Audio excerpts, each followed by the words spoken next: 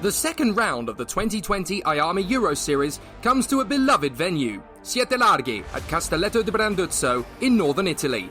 With mini, junior and senior X30 racers ready to battle for victory, anything can happen on this fast and technical circuit.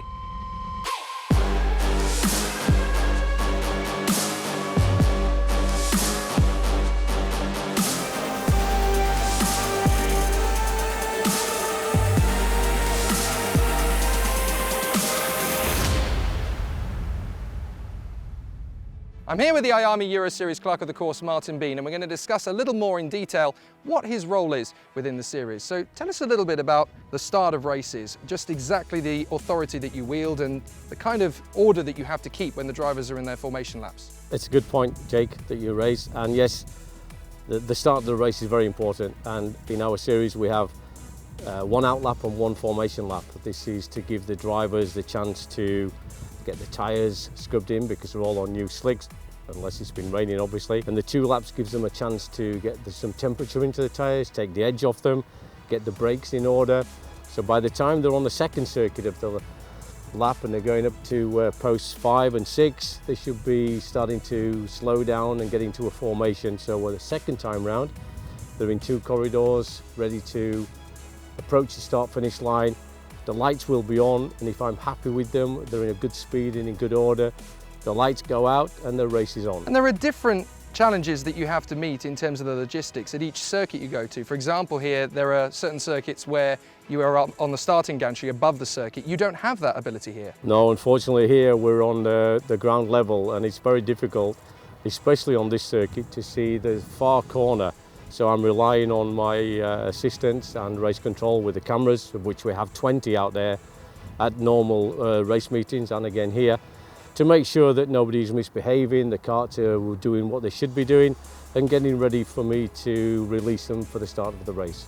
And even in between various elements of the race weekend, there are different changes based on each circuit. I mean, even here, at the end of races, normally we see drivers go straight into the pits, but because of the position of the entry to the pit lane, they have to do another circuit of the lap. Yeah, we've taken a view on this because the checkered flag and the exit into Parc Ferme is a very short distance, and the karts will obviously be travelling past us down to the finish line at great speed. And if they suddenly have to brake and the chaps behind them don't realise that because they don't have brake lights on these things, it's a safety aspect. So we tell them to do another lap after the checkered flag when they have chance to slow down and then approach the exit into Parc Ferme at a reasonable speed, and hopefully nobody has any contact and gets any damage.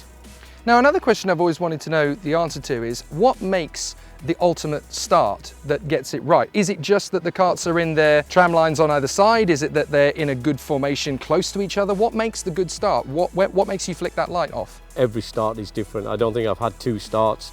We're lucky here that they have a long start coming off a corner, so they have chance to get into the corridors early, and hopefully they don't start to accelerate before the yellow line, which is the advisory line for the start. And if I'm happy with them that they're in reasonably good order, not pushing and not playing games, then I will let the lights go out and the race is on. But they're all different, Jake. Nobody knows, and it's a difficult decision for any race director to start a race.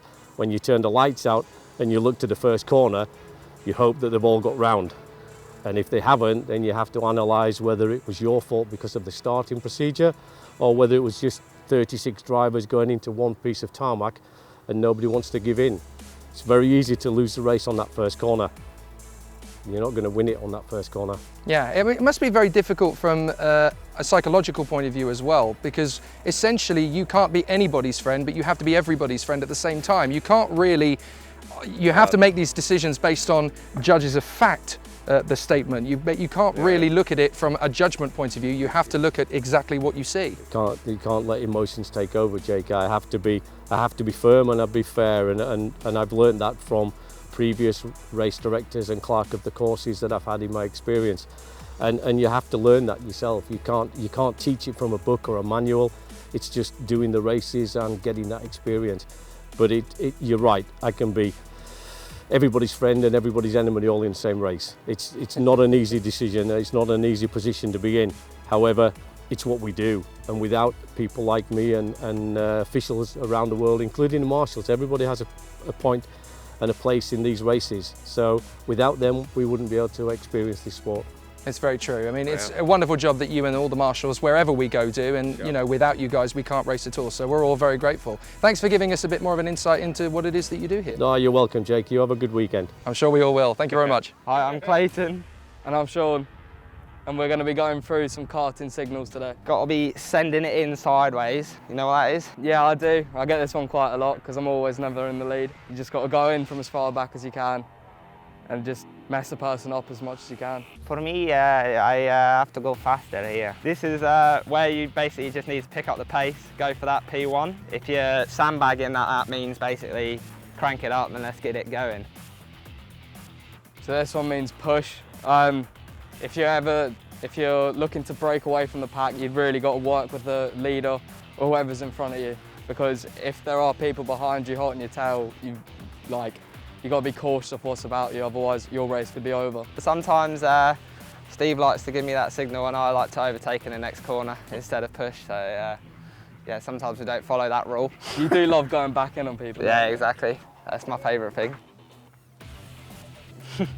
So this basically is if you've not got the balls and you're not going in basically hard enough in a corner. If you're going in too soft and someone's coming up behind you and they look like they can overtake you, then that's just not good enough, really. Oh, this one is when you've absolutely lost your head in the lead of a race and you're missing every single corner out there. Your mechanic's giving it one of these. You just got to keep looking forward and stop looking behind and panicking about the people behind you. You got to hocus pocus there. Got to focus up. If your head's not in the game, you got to get it in there and sort your life out, basically. So yeah, this is again another thing where you're basically in the race here and you got to sort it out basically, and you're thinking about what you got to do next. Your mechanic is basically saying to you, right, think about what you're doing here and basically make sure you make the right decision. So it could be whether to push someone, to work with them to build up a gap behind, or to catch someone in front, or if you need to overtake them and just basically hop on the white line for 68 laps. Not really. It's basically the mechanic saying, what are you doing? So stop pooing yourself. So that means you normally get this one in the wet. I'm a big fan of it. It means take the curb, go tight rather than going wide and cutting across the rubber. Yeah, just brake slow, get hooked up on that curb and rip off the corner. So this one is basically check your temp. If you've got a blind on your radiator, then you can basically adjust where your water temp is.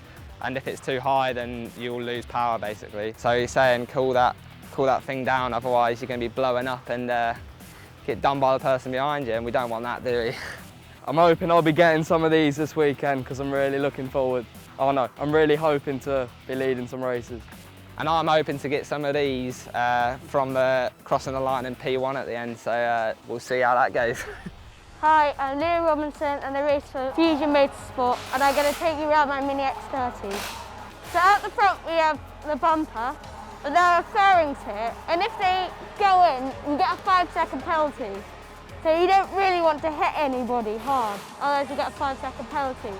Without the penalty, as most people know, we have an accelerator and a brake. Next we have the steering wheel, which controls how the front tyres move. So if you look here, if you turn it right, it turns right. Then you can change different things with it. So you can make it more sensitive, less sensitive. And sometimes if you have a crash, the track rods here, they sometimes bend and you have to change them.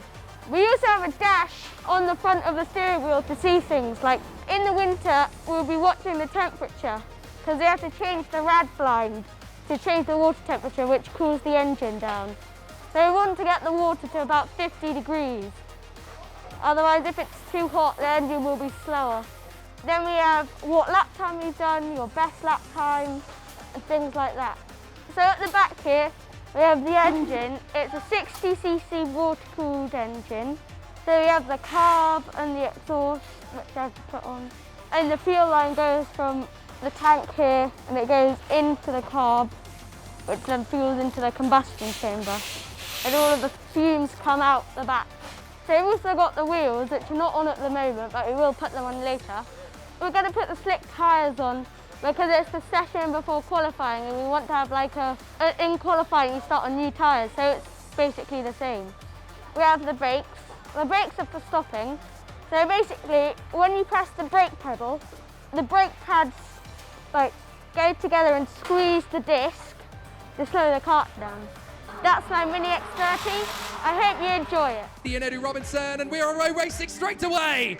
Fabulous start from Finn McLaughlin into the first corner, no problem at all. Cathal Clark comes up to third place, tucking in behind Leo Robinson as the inside line of the grid gets an absolutely spectacular getaway over the front end as into the lead goes Leo Robinson. Robinson snatches first position away. Mason Luna Flusha in fifth position, but not for long. Flusha gets the move on the inside and up into P4. Lovely overtake from the Spanish female charge from Kristini. Sasha Van Bosch. Here comes McLaughlin on the inside line and retakes the lead away from Leo Robinson in her second year in the category. Here comes the move though from Sasha Van Bosch. He gets on the inside and takes fourth place away.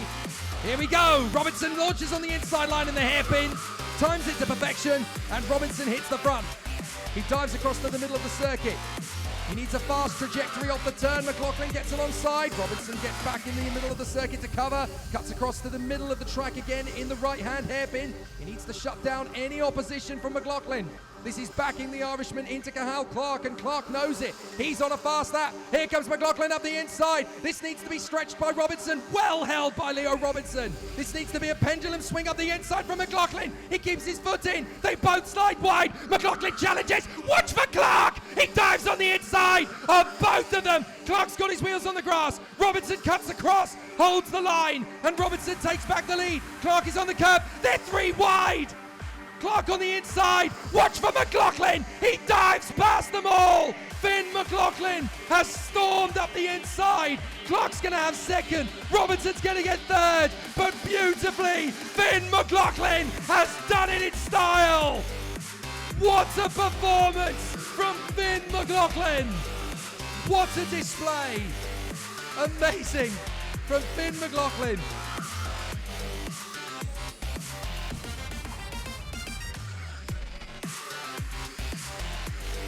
Despite the great drive from McLaughlin, he would later be excluded for adjusting his front fairing. So Cathal Clark would take his second win of the year ahead of Leo Robinson and Sasha Van Bosch, with Luna Flusha in P4 awarded Driver of the Day. I'm Clarissa Durbridge. I drive with Praga España Motorsport.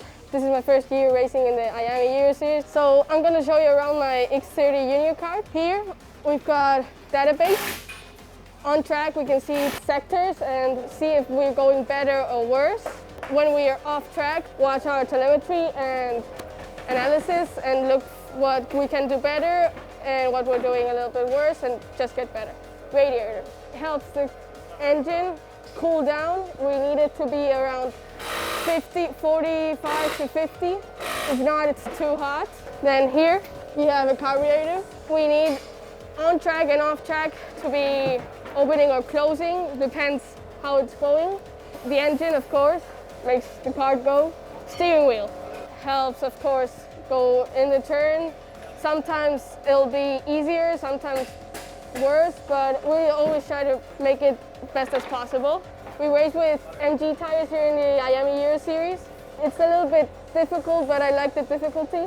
I really like this. Brakes, we need them. You have to brake really hard, leave it there, turn, gas. For the gas, we need it for the engine to run. Some people like to have it up here, some people less, but we always try to play with it for qualification, races, to have the exact amount of. Thanks for watching and hope to see you soon. Inlo Chirelli, is there going to be a clean start? Yes, there is. We're away and racing straight off the bat. Walker gets a good start, so does Harrison, and Stephen Hayden tries to come through on the inside. Harrison's gone, so has Kanato Lee. Several drivers gone in the first turn then. Behind Aaron Walker, Kanato Lee is taken off of the first corner in the melee. if he can get the kart started. He will continue. Fourth place now is Federico Rossi in front of Spindlow. Here comes Spindlow on the inside line though. He grabs fourth position. Santivalvi is pulling off at the first corner on the way into the pit lane as Spindlow gets past Rossi, but Santivalvi, the championship leader, pulls into the pits to retire. Display in the first 2 laps, it really has shaken things up. And now Stephen Haydens is fighting back. And Greenall is now trying to get past both of them. Up the inside goes Girelli, and Greenall gets past Spindlow in the same breath. Walker, Fluke and Kaios, here comes Greenall, getting up alongside Rossi. And an absolutely sensational run. But he's Spindlow trying to get on the inside of Rossi now as well. And Yannis Stephen Haydens is there too on the inside line. And now Ivan Adias is trying to come through on the inside. Oh, Girelli makes a big lunge on the inside of Yannis Stephen Haydens, who has to take to the grass. He rejoins, but that's dropped the Belgian down to 11th position. What a shame for the Belgian. So Rossi, the privateer, and you've got Girelli of the ASD Auto Europeo squad. There's Harrison. Rossi said, here comes Greenall on the inside to grab the podium from Paul Kaios, and that's a great move from Greenall in turn 1. Oh, we've got a warning flag for the 81. As into the pits comes Senna van Solen. Spindlow's defending. I think he realises that that's all he can pretty much get from this race. So now Stephen Haydens is going to tighten in behind Girelli. Girelli goes one way. Stephen Haydens splits it up the middle. Walker protects there. Ploeg is going for it. What a move from Bart Ploeg. He gets there. What an overtake from the Dutchman. Now he's the one who's going to defend from Walker. Walker's going to try and get the switchback move. He's ready for it. Ploeg is there on the inside line, but Walker's going to take it. Greenall on the inside too. Ploeg moves to cover, and it's Greenall in third, Ploeg second, but Walker's done it. Aaron Walker just hangs on. So Aaron Walker defends valiantly and clinches victory from Bart Ploeg and Oliver Greenall, with driver of the day awarded to Bart Harrison. My name is Rivaldo van der Westerleken. I drive Senior X30 number 262. And I drive for Daam's racing team. So this is my kart, this is my mechanic, Sebastian Bailly. And we drive a Tony kart, which is a commonly used chassis. And this is the engine we drive with which is a Senior X30. It's produced by IAME. The most important thing about the Senior X30 is, compared to other classes, it has a weak bottom. So exit speed out of the corner is really important. So it's better just to go in a little bit slower and get a better exit than go in really quick and have a slow exit. And once it's on the straight, the engine just keeps on going and going. The main thing about this carburetor is that you can adjust the fuel flow on top and bottom. The tires we drive with are MG tires, which is a hard compound of tire. We drive the same tires as Junior. This nozzle panel, it has a gap in the middle. But I guess this one is introduced because of the airflow. But other than that, I don't feel a lot of difference compared to the other one. So this is the radiator. It cools down the engine, so hot water goes all around of the back of the seat, then collects in here, and then descends to the bottom of the radiator. And we're racing straight away. Good start by Via, not a great start from the outside line, and so the inside line gets the start it needed through the first corner. They all swap through as Dean Shields gets back on the inside of Ravenscroft. Brilliant performance from him. Here comes the middle. Oh, Platten tries to keep McQueen back, but McQueen will not be intimidated, and he gets through into second place. But Eduardo Villa running a very solid race up front as Platten makes the move into second place and gets past Kate McQueen. But it's Platten, McQueen and Shields dueling over the podium, and there goes Keith Shields on the inside to grab third place. And he drives on the inside. There goes the move from Butcher. Nicely done, but McQueen is there on the switchback. He takes the place back, no problem at all there from the Madcrop. And that's a problem further back, that is Sasha Magay. And he's come together with, I think that's Gianluigi Pelego. So I think Pelego has gone off with him. Yes, indeed it is. So Pelego, he may have a decent pair of singing pipes, but unfortunately his race has fallen about his ears. And there goes Ravenscroft, finally making his move on Caitlin McQueen. And into the pits comes Pelego. Here's the move. It's a nice one there for second place from Kean Shields. He gets into P2. Not a bad run. Here comes the move. He's into the pits. Comes Sasha Maggie. And now Butcher's going to try and make another gap appear. He gets there. Watch out for Gator McQueen. He pulls alongside Platten. Can't quite make it stick. Ravenscroft's going to try and storm up the inside of two of them at least. He's going to get a good run as Platten and McQueen is side by side. And Ravenscroft is squeezed out there by Platten. He's into the pit to retire. Comes Hugo Nasseril. And they have lost a massive amount of time to the Scotsman. Here comes Platten on the inside of McQueen. He throws it in, launches the move. And Eduardo Villa dominates in Castelletto. So Eduardo Villa marches to victory on home soil as he is joined by KR Sport teammates Kian Shields and Sean Butcher on the podium, whilst Esteban Masson's terrific drive is rewarded with the Driver of the Day accolade.